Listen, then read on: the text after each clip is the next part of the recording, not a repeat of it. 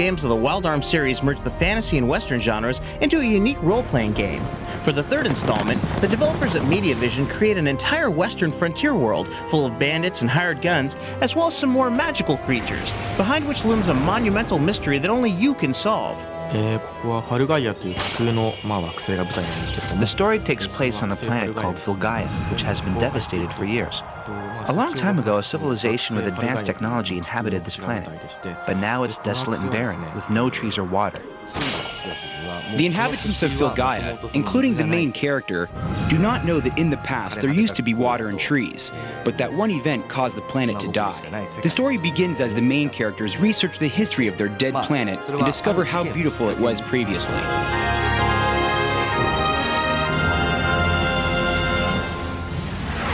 As the main character tries to find out what caused the devastation of the planet, she encounters the other stars of the game. In the prologue, the main character, Virginia, takes her father's gun to fight against demons that attack her village. After realizing how hard it is to fight against these enemies, she decides to leave her village and become an adventurer. Although the game has only one main hero, the other three characters are almost as important as the main character, since they all have their own dramas. We wanted players to understand this and sympathize with each of them.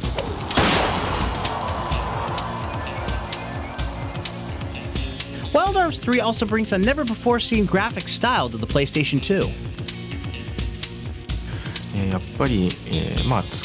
When production on Wild Arms 3 began, the cell shading style was already applied to many games, so we wanted to use a different style.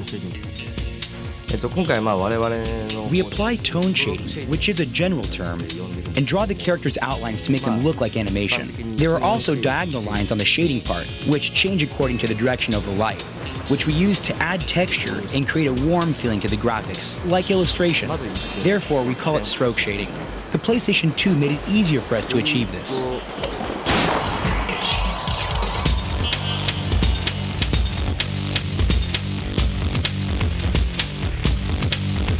Not only is the look of the game different, but Wild Arms 3 also features a new combat system. The past two games use a typical RPG battle system, in which you make moves, but the opponent does not move at all. It's simple and easy. In Wild Arms 3, the movement is different. Characters and enemies can take action simultaneously. Consequently, in battles, everyone is mixed up, and players can enjoy making complex movements.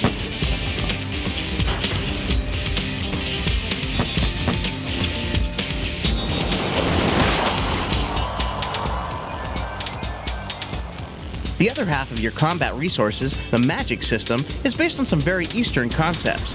This may be a Japanese way of thinking, but there is a belief system that gods live in all the elements: fire, water, wind, and soil. In Wild Arms 3, you can incarnate them, but you have to use a different stone slate depending on the god you want to summon and use in battle. Each of the four main characters have different abilities. For example, Gallo's attack level is high because he has a high magic ability. Usually in other games, if you use magic, you lose points. But in Wild Arms, you can use magic as many times as you want during the battle. They are not only for attack, but also to enhance protection ability, lower enemies' attack ability, and so forth.